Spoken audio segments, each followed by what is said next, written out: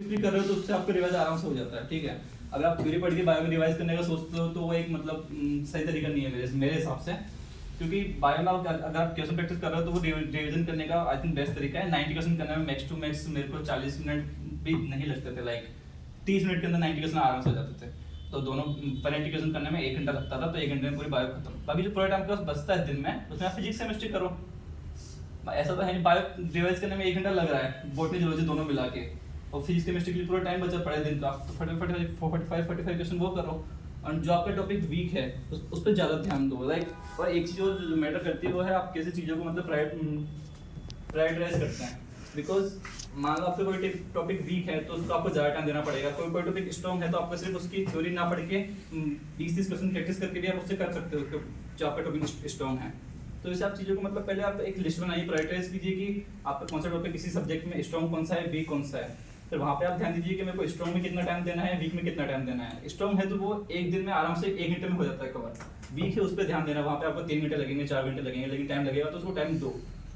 जो strong topic है उसका फायदा उठाओ, उसको बार बार करने से कोई मतलब नहीं है, जो आता है वही आपको वापस आएगा। तो ये मतलब ये चीज़ें मेंटेन हो जाती है इससे, मतलब एक डायरी मेंटेन करो प्रॉपर। उसमें ये रखो कि आप फिजिक्स केमिस्ट्री के मेरे को 45 क्वेश्चन करने हैं, 50 करने हैं, जो आपका टारगेट बनता है। एंड बायो के में भी इतने क्वेश्चन करने हैं, वो सबसे पहले वो करना है तो करना है। उसके अलावा जो टाइम बचता है वहाँ पे आपका स्ट्रॉन्ग टॉपिक, वीक टॉपिक कैसे करना है कैसे नहीं करना वो वहाँ देखिए। ऐसा मैंने एक और इनका सवाल रहता है जो हमने भी महसूस किया है, वो ये कि इनमें से कईयों की बहुत अच्छी तैयारी है और आप कोई भी सब्जेक्ट का डिस्कस करोगे तो ये उसमें अच्छा रिस्पॉन्स भी करेंगे। और जैसे अपन टेस्ट की बात कर लेते हैं किसी भी, लेकिन उसी टेस्ट में जिसमें इनकी अच्छी तैयारी हमें भी लगा, इनको खुद को भी लगा, लेकिन वो उतना अच्छा परफॉर्म नहीं कर पाए। तो फिर ऐसा क्या वजह होती होगी कि किसी बच्चे को 1 हफ्ते का टाइम उसने दिया, अपने हिसाब से उसको लगा भी कि मैंने अच्छी ठीक ठाक तैयारी कर ली है, बट एग्ज़ाम वाले दिन उसने एग्ज़ाम का पेपर उतना अच्छा नहीं किया। भाई नंबर उसको 650 एक्सपेक्टेड थे, बट आ रहे हैं 600 से थोड़े से कम।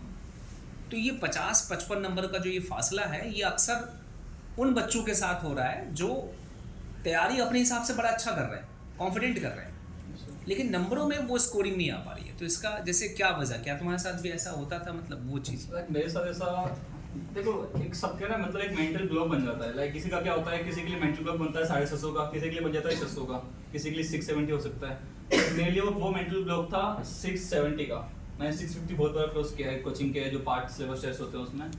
लाइक मैं अपने फ्रेंड के एग्जांपल लेता हूँ, कृष्णा। वो मतलब अच्छा पढ़ता है, लाइक सर ने भी बोला कि अच्छा तैयारी हो जाती है, सब कुछ हो जाता है, लेकिन उसके लिए मेंटल ब्लॉक क्या था 600 नंबर। वो मतलब उसकी मतलब सही बताऊं तो डरता था बंदा कि यार अगर 600 प्लस नंबर नहीं आएंगे तो नहीं, क्योंकि उसको पता था कि नीट 2022 की कट ऑफ 593 थी।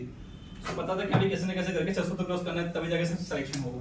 उस बंदे ने नीट 23 में 599 मार्क्स लेके आया, कट ऑफ लास्ट ईयर उसने क्रॉस कर ली, लेकिन क्योंकि उसका मेंटल ब्लॉक था 600, वो 600 क्रॉस नहीं कर पाया। तो एक रीजन ये हो सकता है कि आपके दिमाग में कहीं ना कहीं वो सबकॉन्शियस माइंड में मेंटल ब्लॉक रहा हो कि यार 600 क्रॉस करेंगे तभी ये होगा, तभी ये होगा, 650 करेंगे तभी ये होगा।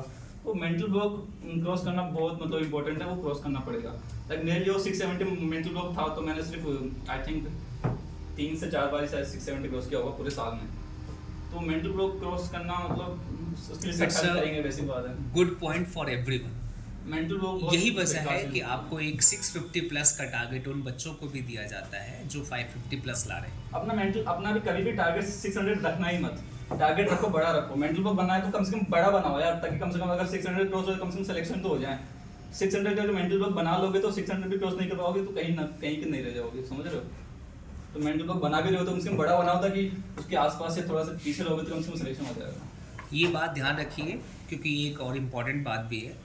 ये वो बच्चा कह रहा है 670 सोचने का या लाने का, जिसने 650 कई बार क्रॉस किया, सच में क्रॉस किया। आप में से भी कई बच्चे थे जिसने इनका नाम देखा है फर्स्ट पेज पे, जो खुद कैटेगरी का है।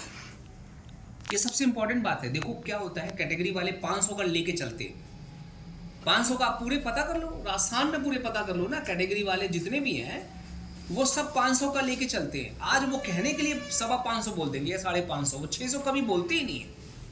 अब आप सोचो वो 500 सोच के चलते हैं तो उनके नंबर कैसे आ जाएंगे 650? कभी नहीं आएंगे, असंभव है।